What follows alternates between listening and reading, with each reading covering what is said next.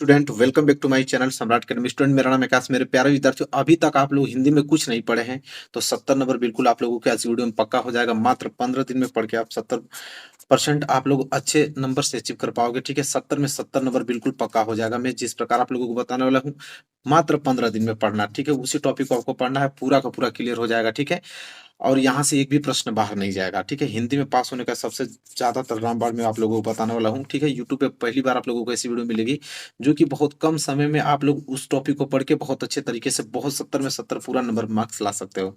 तो वीडियो को लाइक कर दो, चैनल पर ना तो चैनल को सब्सक्राइब करके बेल आइकन को प्रेस कर लो। ठीक है, इस बार 2023 में 95% का टारगेट है, उसी की बेस पे हम लोग तैयारी करा रहे हैं आप लोगों को। देखिए, सबसे पहले आप लोगों को याद क्या करना है मैं आपको बता रहा हूँ। ठीक है, मुद्दे पे बात आते हैं यहाँ पे।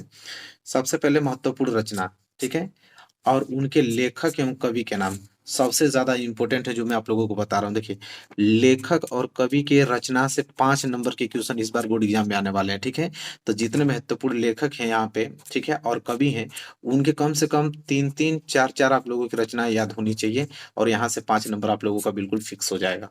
ठीक है, इसके बाद अगर हम बात करें आगे चलकर, तो ये आपका रीतिकाल हुआ, और आधुनिक काल हुआ, और छायावादी युग हुआ, द्विवेदी युग हुआ, और प्रगतिवादी युग हुआ।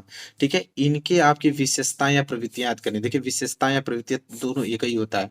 ठीक है, क्वेश्चन में विशेषता पूछ लेता है, कभी कभी प्रवृत्तियां पूछ लेता है। ठीक है, तो रीतिकाल, आधुनिक काल, छायावादी, द्विवेदी युग, प्रगतिवादी युग, कम से कम दो दो आप लोगों की विशेषता तो याद होना ही चाहिए।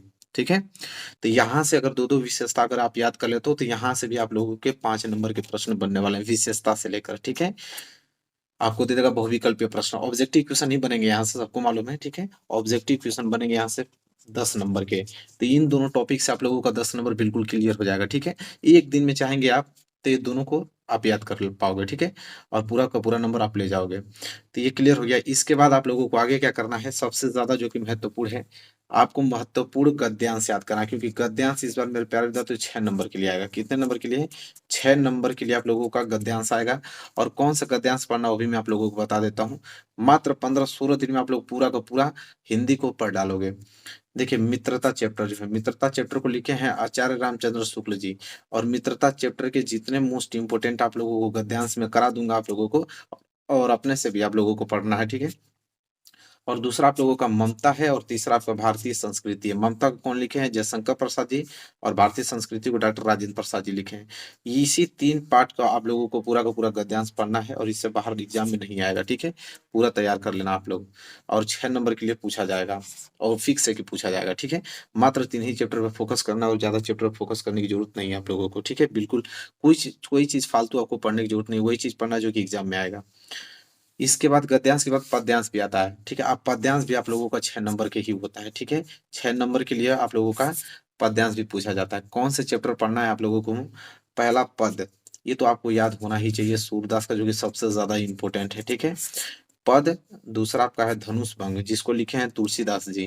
ठीक है, और तीसरा भक्ति नीति, जिसे लिखे हैं बिहारी लाल जी। तो इन तीनों चैप्टर के जितने महत्वपूर्ण आप लोगों को गद्यांश है, अरे पद्यांश, पद्यांश आप लोगों को पूरा पढ़ लेना है।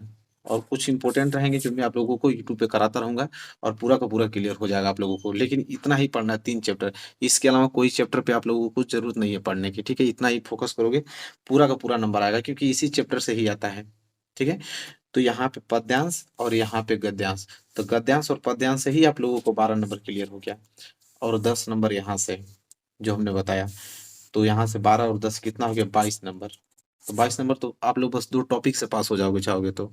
चलो आगे बढ़ते हैं, क्या पढ़ना है। और इसके बाद आप लोग जो कि सबसे इंपॉर्टेंट है, जो कि फिक्स रहता है, और यहाँ पे आप देख पाओगे लेखक का जीवन परिचय। अब 5-5 नंबर का आप जीवन परिचय आने लगा। पहले 3 नंबर का आता था, लेकिन अब 5 नंबर। इस बार 2023 बोर्ड एग्जाम में 5 नंबर का जीवन परिचय आएगा। देखिए, लेखक का जीवन परिचय आपको याद करना है, इधर कवि का जीवन परिचय याद करना है। मात्र ये भी कवि का भी 5 नंबर का, टोटल 10 नंबर तो यहाँ से फिक्स हो जाएगा आप लोगों को जीवन परिचय से। ठीक है, तो देखिए, लेखक का आचार्य रामचंद्र शुक्ल का जीवन परिचय याद होना चाहिए, और जयशंकर प्रसाद जी का, और डॉक्टर राजेंद्र प्रसाद जी। इन्हीं तीनों में से कोई ना कोई एक देगा, इससे बाहर नहीं देता है। पूरा का पूरा आप कोई सा भी पेपर उठा के देख लेना, 3 देगा, तीनों में से कोई एक करना होता है, तो तीनों याद रहेगा तो कोई एक कर दोगे। ठीक है, और यहाँ से 5 नंबर आप लोगों का पक्का हो जाएगा। बस यही आप लोगों का जीवन परिचय याद करना है लेखक का, और इसके बाहर नहीं। इस वक्त कवि की अगर बात करें, तो कवि में है आपका सूरदास जी हैं, तुलसीदास जी हैं और महादेवी वर्मा जी हैं। इन तीनों लोगों का जीवन परिचय याद करना है और साथ ही साथ रचनाएँ भी, क्योंकि रचना भी पूछता है, ठीक है? रचना भी लिखे हुए तो रचना में भी 2 नंबर मिलता है, ठीक है? तो रचना अगर मिस कर दोगे तो 2 नंबर कट जाएगा यहाँ से, तो ये बात याद रखना है। तो 2-2 3-3 आप लोगों को रचना भी याद करना है साथ ही साथ आप लोगों को। तो देखिए यहाँ से लेखक और कवि से 10 नंबर क्लियर हो गया जीवन परिचय से। इसके बाद अगर बढ़ें तो देखिए संस्कृत का गद्यांश, संस्कृत का गद्यांश भी इस बार आने वाला है 5 नंबर के लिए। कितने नंबर के लिए? 5 नंबर के लिए संस्कृत का गद्यांश आने वाला है। तो देखिए कौन-सा गद्यांश आपको याद करना है इस बार एग्ज़ाम में? देखिए वाराणसी चैप्टर के, दूसरा भारतीय संस्कृति और तीसरा वीरा वीरेंद्र पूजिते। इन्हीं तीनों चैप्टर को आप लोगों को गद्यांश याद करके जाना है, इससे बाहर एग्ज़ाम में नहीं आता है हर बार, ठीक है? हर बार एग्जाम में यही देता है, इसी में से आप लोगों को महत्वपूर्ण गद्यांश देगा और आसानी से 5 नंबर यहाँ से आप ला सकते हो। तो जितना समय बचा है बस कम समय में बस इन्हीं चैप्टरों पे आपको फोकस करना है, पूरा का पूरा 70 में 70 नंबर पूरा क्लियर हो जाएगा आप लोगों का, ठीक है? इसके बाद यहाँ पे आगे बढ़े तो एक श्लोक आता है, देखिए एक श्लोक 2 नंबर के लिए आता है कि जो प्रश्न पत्र में न हो, ठीक है? 2 श्लोक याद करना होता है, ठीक है?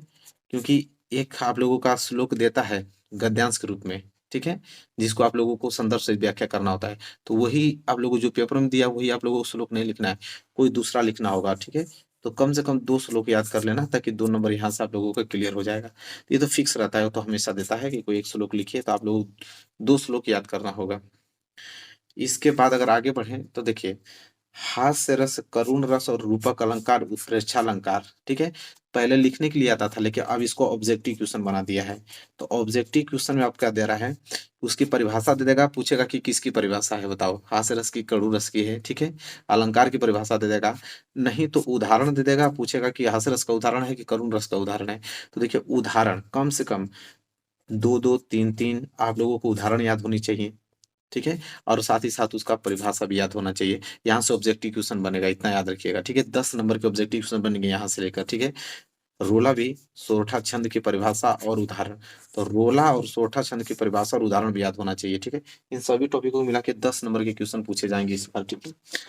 आगे अगर हम बात करें तो देखिए यहाँ से भी क्वेश्चन, ये भी सब ऑब्जेक्टिव हो गया आप लोगों का। उपसर्ग, प्रत्यय, समास, तत्सम शब्द, परिभाषित शब्द, धातु रूप, संधि में सिर्फ यड़ संधि पढ़ना है। अब ये सब ऑब्जेक्टिव हो गया 10 नंबर के लिए आप लोगों के एग्जाम में आएंगे, ठीक है? तो 10 नंबर तो यहाँ से इन टॉपिकों से क्लियर हो जाएगा। बस आप लोगों को याद करना है, ठीक है? ऑब्जेक्टिव क्वेश्चन, और मैं लगातार प्रैक्टिस करा रहा हूँ आप लोगों को ऑब्जेक्टिव क्वेश्चन का, और यहाँ से पूरा का पूरा क्लियर हो जाएगा 10 नंबर, ठीक है? इसी प्रकार आप लोगों को पढ़ना है। ये भी क्लियर हो गया। चलिए आगे बढ़ते हैं। अगला जो कि बहुत ही ज़्यादा महत्वपूर्ण टॉपिक है 9 नंबर के लिए। अब तो आप लोगों का निबंध 9 नंबर के लिए आ रहा है, ठीक है? और सबसे ज़्यादा स्कोरिंग आप लोगों का क्वेश्चन यही है, निबंध। कौन सा निबंध याद करके जाना है 2023 बोर्ड एग्जाम में आप लोग बता रहा हूँ। जैसे पहला आप लोगों का है प्रदूषण की समस्या तथा समाधान, ये बहुत ज़्यादा इम्पोर्टेंट है, ठीक है? हर बार आता है, इसको आपको एकदम रट जाना है। 9 नंबर अगर आपको चाहिए तो। दूसरा आपको विज्ञान वरदान एवं अभिशाप। तीसरा आपका भ्रष्टाचार एक समस्या है। चौथा जनसंख्या वृद्धि, और पांचवा आतंक कारण और निवारण, ठीक है? कि आतंकवाद का क्या कारण है, उसका निवारण कैसे होगा। और इनमें से मैं अगर बात करूं कि सबसे ज्यादा अगर इम्पोर्टेंट कौन है, तो यह तीन, एक तो आपका प्रदूषण, दूसरा विज्ञान और तीसरा जनसंख्या वृद्धि। ये तीनों बहुत ज्यादा इंपॉर्टेंट है, जो कि हर बार एग्जाम में आते हैं। तो ये तीन तो आप लोगों को याद होना ही चाहिए, निबंध लिखने के तरीका आपको मालूम होना चाहिए, ठीक है? इसके बाद अगर हम बात करते हैं तो देखिए खंड काव्य आता है, ठीक है? खंड काव्य 3 नंबर के लिए आता है। खंड काव्य हमने इसलिए नहीं लिखा है क्योंकि अलग-अलग जिला में अलग-अलग खंड काव्य आता है, ठीक है? आपके पास क्वेश्चन बैंक होगा, उस क्वेश्चन बैंक में आप लोग खंड काव्य में जाएँगे तो आप अपना डिस्ट्रिक्ट का नाम चेक कर लीजिएगा कि आप किस डिस्ट्रिक्ट से बिलॉन्ग करते हो, तो कौन-सा खंड काव्य आपको याद करके जाना है एग्जाम में, ठीक है? आपको मालूम चल जाएगा। नहीं तो कमेंट कीजिएगा कि आप किस डिस्ट्रिक्ट से, मैं आप लोगों को कमेंट करके बता दूंगा कि कौन से डिस्ट्रिक्ट में आपको कौन सा खंड काव्य पूछेगा, बस वही मात्र खंड काव्य याद करके जाना है। तो देखिए पूरा का पूरा पेपर खत्म, ठीक है? और हमने सब कुछ बता दिया आप लोगों को, मात्र इसी टॉपिकों पे फोकस करना है। 15 या 20 दिन में चाहोगे तो पूरी की पूरी तैयारी कर लोगे हिंदी की, और 70 में 70 नंबर बिल्कुल आ जाएगा आप लोगों का। तो मेरे प्यारे विद्यार्थियों, वीडियो को आप लोगों को पूरा का पूरा शेयर कर दो। चैनल पर नए हो तो चैनल को सब्सक्राइब करके बेल आइकन को प्रेस कर लो। मिलेंगे प्यारे से नेक्स्ट वीडियो में, तब तक के लिए धन्यवाद।